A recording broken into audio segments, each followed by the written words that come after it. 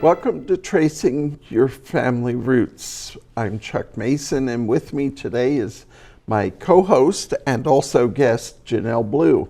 And last month we discussed a website called Fold 3, which is military records basically.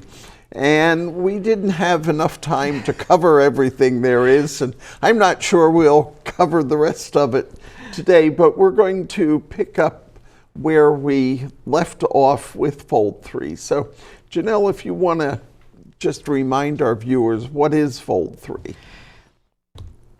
Fold 3 is a database that has primarily military records. There are a few things. They have the census and they have some other information, but primarily military records. Quite a bit, most of it is from the National Archives.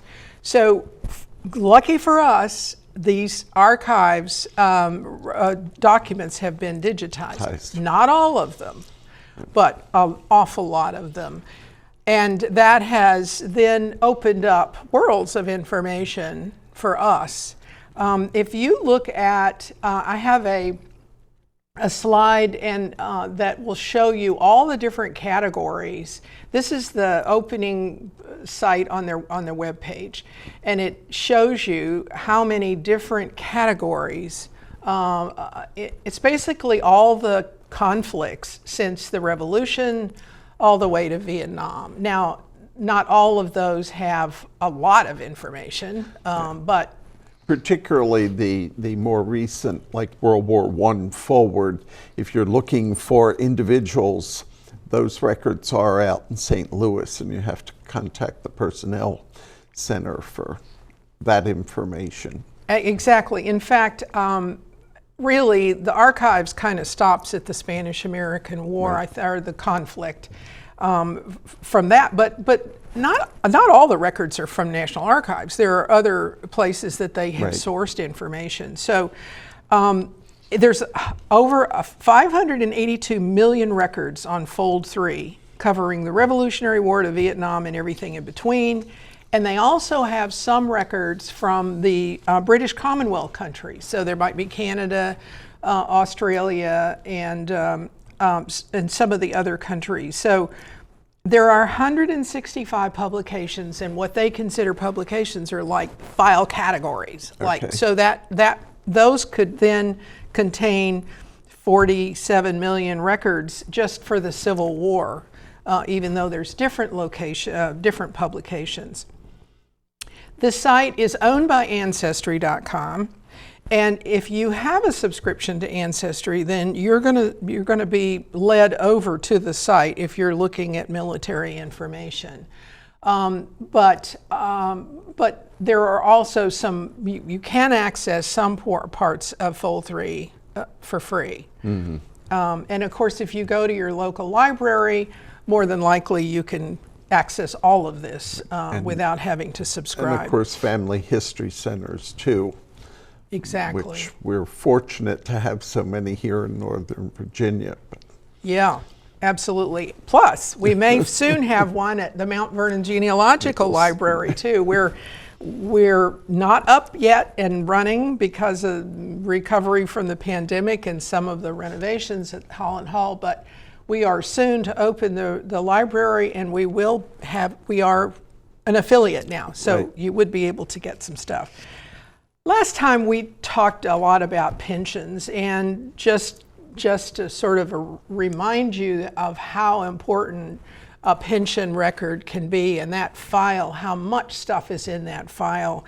One of our guests, Robert Pratt, talked about his ancestor, Adrian Vassar, who was a Union officer, the quartermaster for one of the United States colored troops. And he died in service, and in his pension file, his widow had applied for a pension, and then later the minor child was entitled. In that pension record were attestations from, for instance, the minister who married them. Mm-hmm. Otherwise, there would be no record of that. Particularly in copying pension files for different clients over the years. The U.S. colored troops just were a wealth of information. My second great grandmother's application, and even for her minor children, total of 14 pages. Yeah. Most of the ones I did were 50, 75, 100, into the hundreds of pages, because they had to bring affidavits in and things, because often African Americans did not get recorded in things like vital records and things like that. So they really had to get documentation to support those applications. And in the prior show, we talked about some of the Revolutionary War pensions and so forth.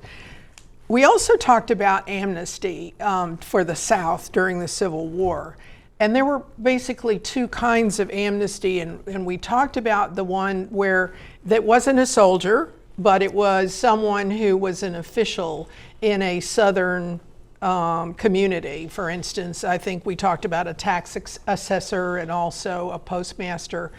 And so they had special requirements to be able to get amnesty.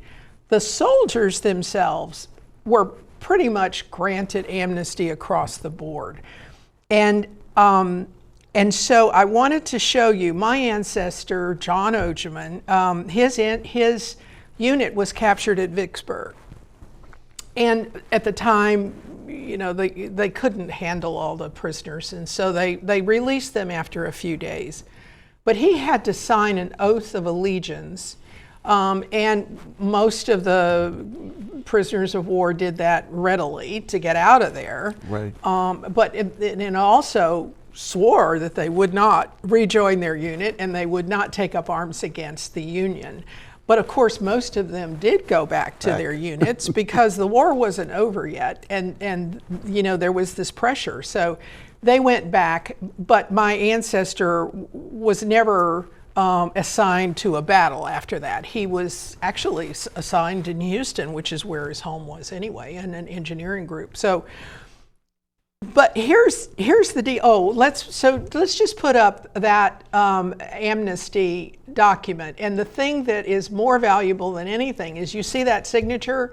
That may be the only opportunity that I have to see his actual signature, and the fact that he could sign his name. Yes, because during that time with other documents, I know, still see a lot of X's where they could not write their own names. Yep. And plus, having the signature can be useful if you've got other documents that you want to compare that to make sure that those other documents are valid. So one thing I want to tell you about, though, on Full 3, I have all of his records, and I have them from various sources. So I know he was there, but when I went into Full 3 and I put in John Ogeman, Ojemann, it didn't come up. And I know he was there. And the way Full 3 works, it isn't necessarily on the Soundex system the way Ancestry or Family Search was. So I had to go into an alternate spelling, and what do you know, but it was Ogeman, and then it came up. And here's what I think happened. Algorithms change over time. Right. And when you look at his file, some of the documents within the file say Ojeman, some say Ogeman, and I think the algorithm this time picked up the G instead of the J. So if you don't find your ancestor in Full 3, it doesn't mean that he's not there. Keep looking and go back to Ancestry, put it in there, go back to Family Search, put it in there, and they may reference you back to Full 3. The other thing is with handwriting too. I can easily see where a G or a J, depending on the handwriting, one could look like the other. That's true. But also, just if you think about a German saying Ojemann, actually, usually it's a Y, right, rather than a G. But Ojemann sounds like a G. So anyway, that's just a warning about Full 3 that it can be there. You just have to look a little bit. But Your ancestor didn't have to be a soldier to show up in the records, because there were other things. For instance, if there was a military unit in your community, they needed horses, they needed food, they needed a place to camp. They might need some other things that, whatever they needed, they often went to the local community to get it. And I wanted to show you a Confederate claim. So this would be a Confederate group that's in the village, and now they need their horses, some horseshoes. And so here is an example of an invoice that Mr. Babbitt is giving to, it says the Confederate state there. And he has made, and he has nailed onto the horse 5 horseshoes at $1 each. And so he's asking for reimbursement. This is a really crude invoice, but it worked. Whether he got paid, I don't know, but that was an example of that. Now let's talk about a situation where the Union Army comes in and wins a battle, and now they want to encamp there, and they need the same kinds of supplies. Now, who are they going to go to? Now, if you watch the movies, you know that they pillage the whole community, right, and they blow up everything. But actually, probably they would go in and try to find citizens who were sympathetic to their cause and look for them. Now, this is a guy named Shackelford, William Shackelford. And I went into full 3. I went into Virginia. I was curious about something local. So there's a county called Prince George County. It's in the Petersburg area, which is sort of southern. Just below Richmond, for those who don't know. South of Richmond. And Grant had just gone in and prevailed there. So he needed supplies for everything, food. And if you put that back up again, you can see that the kinds of things that they were asking for were bacon and wheat and oats, corn, and some other things that were, I can't read it here, but it was to build things, fencing and things like that too. Now, this is just a portion of his invoice that totaled $2,900, which is a lot of money in those days. And so he submitted that to the North, to the Union, for reimbursement. And they wound up only giving him $1,000. I guess a lot of the stuff they figured was fluff, or that was something that he would have had anyway. In order to qualify for that reimbursement, however, he needed to show that he had been loyal to the Union. And that's where the good stuff comes in, because then there were these documents that he provided based on a questionnaire that he had to answer. This is just a section off of page 1. There are 3 pages of this tiny print asking about personal information, which is wonderful for genealogists, but also then questioning him about his loyalty. Did he ever, was he always loyal to the Union? Did he ever contribute to any of the Southern cause? And you have to remember that if you lived in the South, and you really, it wasn't safe for you to express any other views except support to the South, because it's possible that the Confederates wouldn't take kindly to that. And so in many of his answers to this, he said that he was supportive once it was safe. And let me just tell you a little about some of his answers. He said Shackelford claimed that he was a farmer who lived in Prince George County. He claimed to be an old-time Whig because they did ask him, "Who did you vote for?" Which is kind of amazing. He said he was an old-time Whig before the war, and actually who he supported, John Bell and Edward Everett, were running in 1860. Now, I had to really think about what is a Whig, or what is an old-time Whig in America, and at that particular time. And of course, they were. You might compare them to the Federalists. They believed in a strong federal central government, and so that's what he was trying to say, and that he sympathized entirely for the Union, and that he had no sympathy with the rebellion, and he took an oath of allegiance as soon as General Grant's army came to my neighborhood in 1864. So he took the Union side, and then he had to have all these witnesses. He had 6 witnesses who answered the same questions. And those witnesses were asked the same thing: were you ever sympathetic with the secession? And so these witnesses, now, what does that say for a genealogist? Well, right there, you now know the guy's occupation. You kind of have an understanding of his economic situation. If he had that much stuff to spare, you know his neighborhood now. You know at least 6 of his neighbors, and you know that. I guess it's a reminder to all of us that not everybody in the South was happy about seceding. Yes. Yeah. And so keep that in mind. And of course, Virginia was, one of the hotbeds of Confederacy. And yet there were these people, and my ancestors, my German ancestors, like the ones that came in 1850, they just gotten here. They weren't really that crazy about this. Really know what was going on.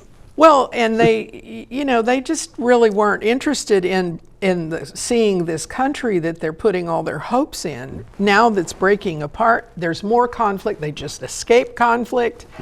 And so there were a lot of those, but they could not get by with not supporting it. Right. And there was early on, there was a group of Germans who decided to protest, and they gathered up a whole bunch of, maybe 20, 30, 50 guys, and they started protesting against it and rallying, and many of them died because, that wasn't a popular thing to do. So the remaining Germans, I'm sure the word spread throughout Texas and said, keep your thoughts to yourself. And if somebody comes around recruiting, get on your horse and go, because the alternative is not very pretty. One point I want to bring out, you were looking at the amounts of money and everything. I have found it interesting to take documents that give you the amount of money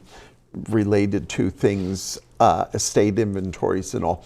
And online you can find converters that will tell you what the value would be today in those. And they're fairly easy to find. There are several of them around. They're usually a couple of years behind, so you might not get one to 2022's value of money. It may be 2018 or 19 or 2020, but I find it interesting to convert that money there. The other thing that you just dawned on me, he showed it in American dollars, but the Confederacy had their own script, right? Right. And so I can see where the Union would take a look at that and say, well, it may be worth that in the Union, but it's not worth it here. And that's how it wound up getting knocked down to 1,000. That's just a theory. So what about other conflicts? Okay, well, so obviously, the Civil War, the Revolutionary War had a lot more information, although there were fires, but they've been able to reconstruct a lot. The War of 1812 only lasted 2 years and 8 months, and the National Genealogical Society partnered with the National Archives to raise the money to be able to digitize those records, and they are still in the process of doing that now, but some of them have been digitized. what I've been able to, and so then there's the pensions, and then there's also the bounty warrants, the bounty land warrants. And what I was able to find there was cards, and my guess is the cards might have been transcribed from other information because they all kind of look the same in terms of the handwriting, but nevertheless, they're good information. Here's an example of one. This person, I can't. I've lost the name now. It's Cole. Carter Cole. Carter Cole. So this shows the name of his wife. It shows the service he was in, the enlistment date, the discharge date, the address where he lived, the address where his wife lived, and here's the best part: the name of his first wife, including her maiden name, and the maiden name of his current wife. And there's also, it's cut off there, but it's also the marriage date. So, maiden names are some of the hardest things to come by. Yes. And so that was really wonderful. And then, of course, it had the warrant number on it, so that if you were then to go back to the National Archives to want to find that would give you information that I guess that will eventually be digitized, but right now it's not. I'm hoping. I did it the old-fashioned way and went down to the archives, and they actually had a copy of the certificate for the acreage that my third great-grandfather qualified for. He qualified in the last act that they passed for bounty land and died the next day. But his wife pursued it, and she sold the papers off and got the money for it, because the land that he would have gotten was either in Minnesota or Michigan, one of the two. So yeah, there were, the best I can tell, there were like 3 states where you had to go. Initially there were 3, but they expanded it. Did they? More. Yeah. So I think in the interest of time, we're going to just move along here. The Spanish-American conflict, there is not a whole lot there yet. You can find some stuff in the case of my husband's ancestor, Ralph Brown. He was a private that had enlisted in this conflict, and that conflict didn't last that long. But I tried to go in and find his file into Fold 3, and the only thing that they have digitized so far was his muster out. He was included in a list at the Presidio in San Francisco. Now I have all of his records from the National Archives, so I knew what was possible, but it was still not all there. But don't give up on that. Right. And do go to Ancestry and to Family Search and MyHeritage, and they'll give you some clues about that.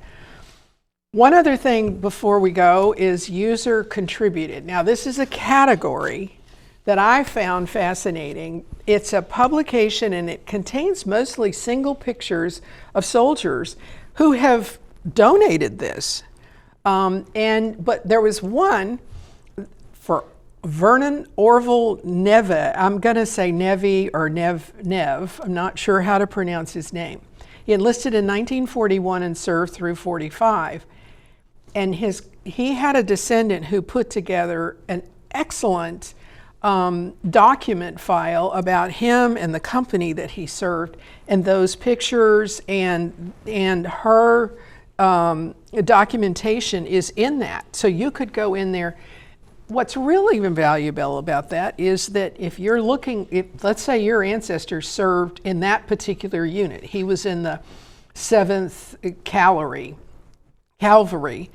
and if your ancestor was in that would give you, so they had a reunion, and they put together a book of the history of that unit, and that was their 75th. Well, that book is also included in this, and this was all donated by the individuals. And there's not a whole lot in there, I mean, compared to, the records and stuff.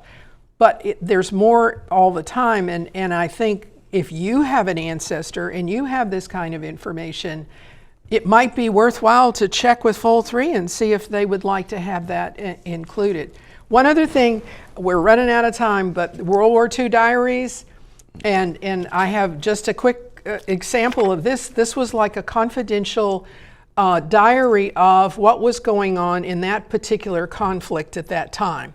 And those things have been released, and they are now, some of them are now on Fold 3. There, see, that's just a portion of it, but it's good reading because it tells you what happened there.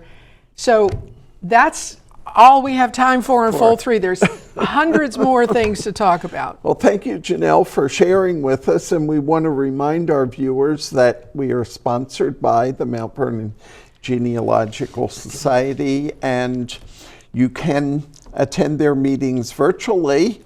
Although the good news is in May we will be celebrating the 30th anniversary of the Society, and that celebration, as it's planned now, will be live. At Holland Hall. At Holland Hall on the 17th of May. So you might want to come visit us then. And go to our website at mvgenealogy.org for more information on the location. It's at 1500 Shenandoah Road. Why do I try to do that? And so we would welcome you to join us.